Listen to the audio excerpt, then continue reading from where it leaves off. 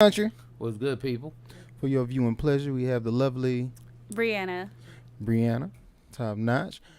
And first of all, how y'all day going today? My day has been good. Exceptional. Oh, I'm doing good. You know, just out and about trying to move. I got a birthday party to go to. I just came from Trader's Village. We were talking about back in the day. You remember going to Trader's Village and it being huge? Yeah. It had stuff everywhere. Now it's I got like, some good flat irons from there and a radio. And that's what I'm saying. You know, back in the day, you could go in there. There was stuff everywhere. They had puppies in the corner. They had all different types of things. Now, it just can't. It just seems like it's trying to. Only one ethnicity is mostly there, and they have the same stuff. Because you catering to your target audience. How many umbrellas? But it's always how many been kid one umbrellas ethnicities. do you need? In Texas, we ain't protecting ourselves from the rain. I'm just saying. The sun is everywhere. You So could they go right selling here. the There's like same 30. thing? Well, no. The thing is certain shops they sell the exact same thing as the next shop, and it was like. You know, it used to be a market where everybody had different things. And it's like, oh, I could go over here and get some speakers. Oh, you could get a furniture set over here. Right. Now it's like everybody got basically What? the same. I just feel like over time, the market going to tell you what the market wants. And all the people who was out there buying speakers, buying this, buying that, of course, I got speakers now. That's an item of longevity. I don't necessarily need to buy speakers every time. How many times have you bought a home entertainment system? I bought it one time, bruh. Yeah, but That umbrella, I don't care how much it costs. Before the end of the year, that's gone. It's broke. But you making it like a tourist shop, like as if you went down the strip and you trying to make when a the last time comparison. you been to Trader's Village? It's been some years. That's it. It's been years. Okay. No longer Okay. the target audience. All I'm saying, go to Trader's Village. But I've been to Big T. Hey, Big T, that's a cultural thing. You Love, just go love, up in there and show love sometimes. Man, Big T, you could find everything there. Yeah. You could find That's a what casket. Trader's Village is. Man, It's in just Big in T, Grand you go Prairie. get some shoes, get some clothes, get some food. Is that get, not what you could get do your hair at cut. Trader's You can Village get a back in the day? casket for a funeral. You can. Crazy. Like, You can get off-brand Jordans, on-brand Jordans, in the middle somewhere. You get, you know what I'm saying? you can get them woogies. You can get basically You know what I'm everything saying? at They Big still T. they still releasing mixtapes out there. You still going by physical copies of the CD. They got a whole studio in They Big do. T. Big T be putting on for everybody. Big T still that spot, bruh. I guess so. But that's what Trader's Village was for the Grand Prairie Arlington Yes, area. it was. That's what But I'm if saying. you go now and tell me, is there a difference? If I You'll can't see get no the good flat iron, I'm same be upset. thing Right. at each shop. You will. No What we mercy. gonna talk about now is Mr. Blackston. He makes a little jokey joke towards Britney Garner, who's out there in Russia. If you don't know, she's still out there in Russia. I think she get She 10? got 9 years. nine? Yeah. 9? She got 9 years. Yeah, for some hash oil. That's what they say. I wasn't in Russia at the time. Thank God. But she in there. He makes a joke saying, when she get out, he wants to be the first person to give her that penetration. Granted, she is who she is. She's in the homosexual community. It is what it is. Or the LGBTQ community. okay. I be trying to figure out how to say it without being disrespectful. She's married, first off. Yeah. Has a Yes. child. She's married with a child, but she's in the LGBTQ plus. I'm not going past plus. Plus means everything else. I'm not going past plus. Okay. LGBTQ, you got the plus. That's it. Right, and I just want you to understand that I said it was meant to be totally respectful, just in case anybody want to take it out of context. I know y'all hit me with them snippets. They'll chop you out, be like, he didn't say that. Yeah. It's all respect. It's all Yes. love.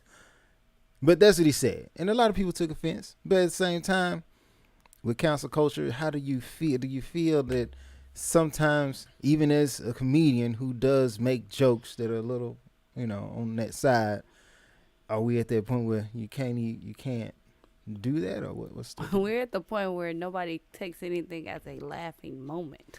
true? Everything is so serious. Right. Where's my laughter? Everything's so, he hurt my feel like he black. Mike Blackston has been the same guy since he came out. Mm-hmm. I can't get jiggy with this. Like, he's been that guy. Yeah, he's been doing it. One of the things with Michael Blackston, he makes so many jokes about everything. His number one jokes are about himself. That's it. Exactly. He said, if you want to see me, close your eyes. Yeah.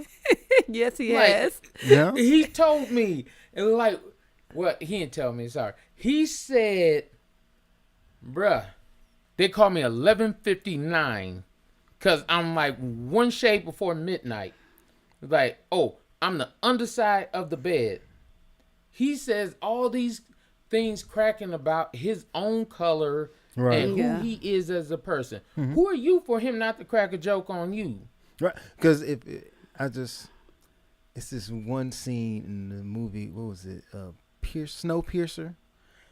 You know, they was making all these the food they was making. It came from insects and stuff they got on the train. Mm-hmm. And then everybody was upset with him when they found out, like, you been feeding us this.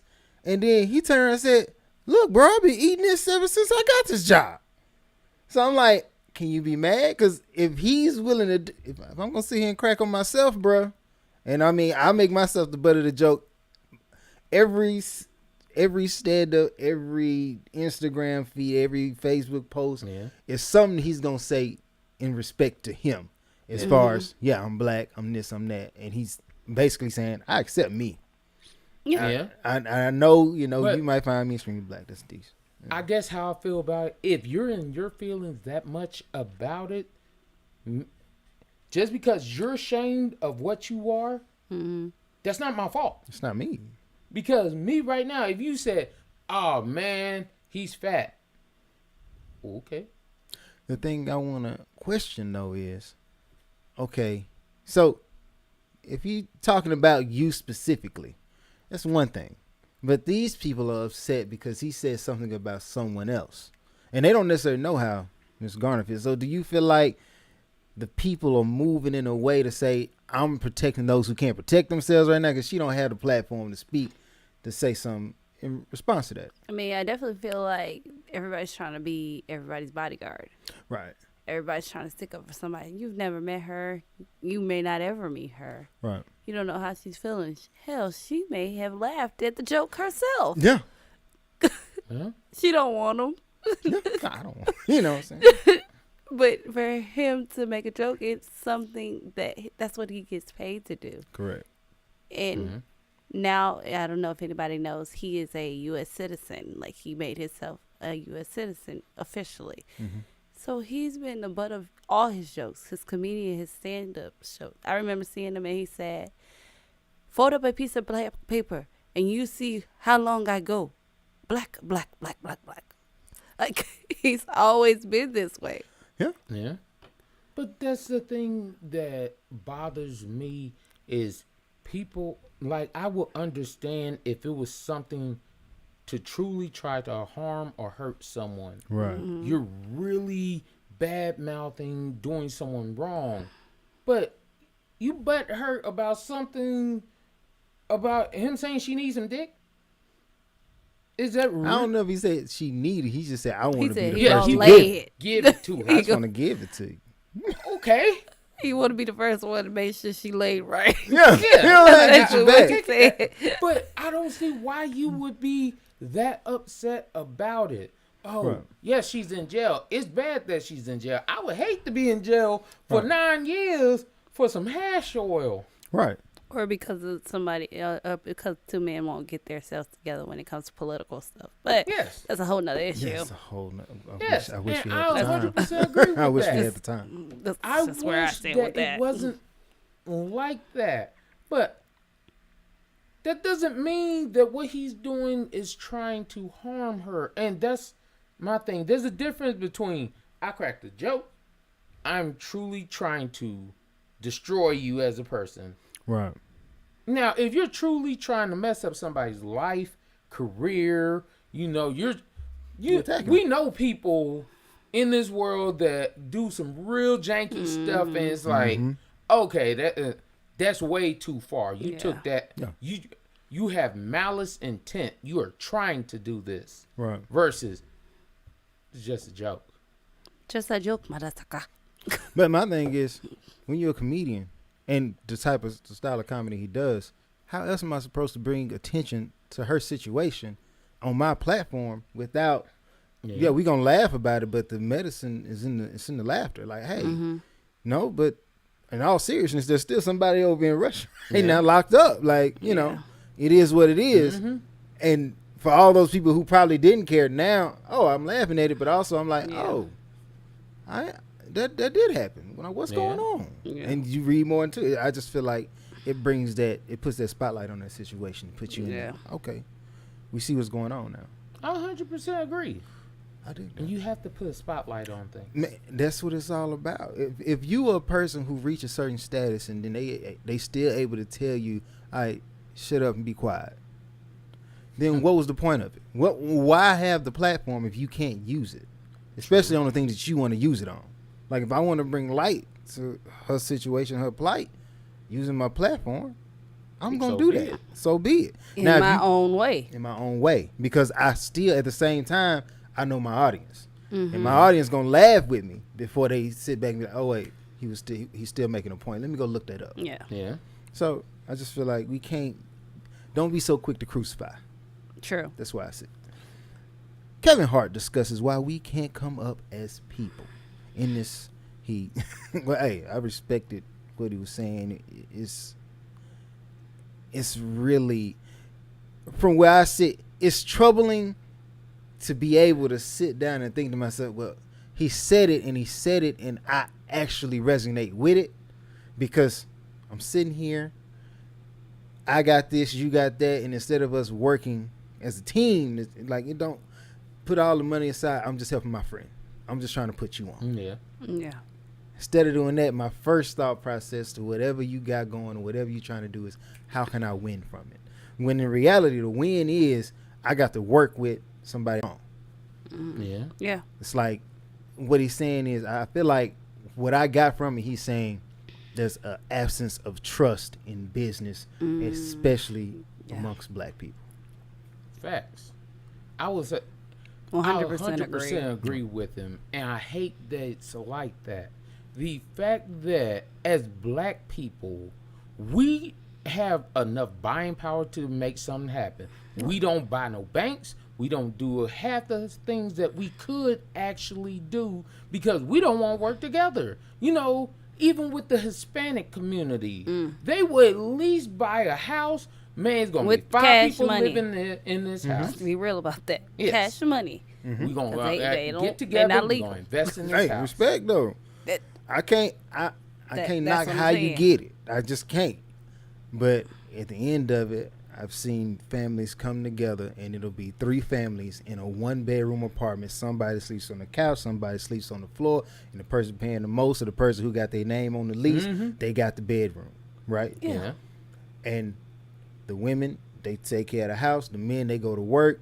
It don't matter if your husband come home drunk. It don't matter. Go get your husband, take him to where he rested. But at the end of the day, when that balance is due, we all paid this rent because we all got a objective and a goal. Yes. And then they'll literally go from the one bedroom apartment to a 3-bedroom house, and then those people will pay that house off, and they will literally, once my house is paid off, it don't stop there. It goes to the next house. Now, when we go buy your house, I'm putting in the same contribution you put in for me to get mine. We gonna get yours, and then so on and so forth. And that's why that's why it upsets me with the black community, because we could do that. We truly could do that. But we talk about staying together and sticking together on things, but we don't really do it. We stick together. Yes, family reunions, different things. Right. Oh, if somebody attacks someone, we'll stick together. That's why I was going to go. But when it comes to finances, not sticking together. When it comes to building something, not sticking together. when it comes to everybody being happy, like, for example, I used to hear this all the time. 2 grown black women can't stay together. That's true, though. And I'm like, okay, but we could stack so much but bread. there's a Wait. question here that has to be responded yeah. to. Why is that though? So the only problem with that is in a woman's culture, we were raised by women, right? Okay. Right. Our mothers had their way, and they raised us to be a certain way. But it also takes into the part that I'm my own individual. You giving me the basics, but I'm my own individuality. So with my own individuality, the mother is now just a woman in her own individuality.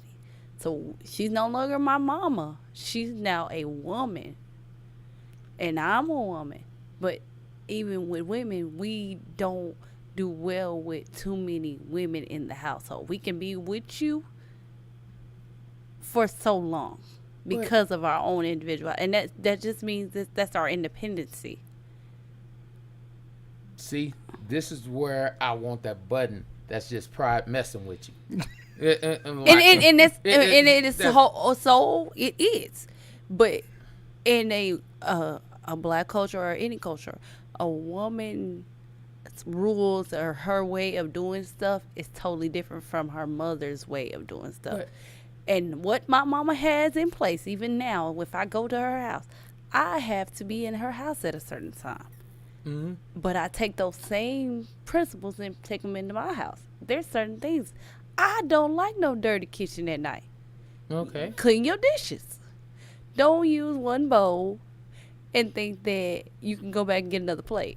And you at home. Use that one bowl. Like, it's simple stuff that it's irritating for me as a woman.